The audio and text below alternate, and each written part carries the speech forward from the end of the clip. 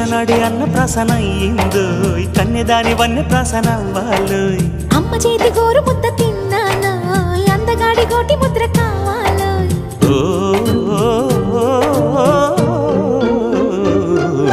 కాస్త నన్ను నువ్వు నిన్ను నేను కోరుకుంటే కోరుకున్న చోట నువ్వు నేను చేరుకుంటే చేరుకున్న చోట ఉన్న దీపం మారుతుంటే ఆరుతున్న వేళ కన్నెకాలు జారుతుంటే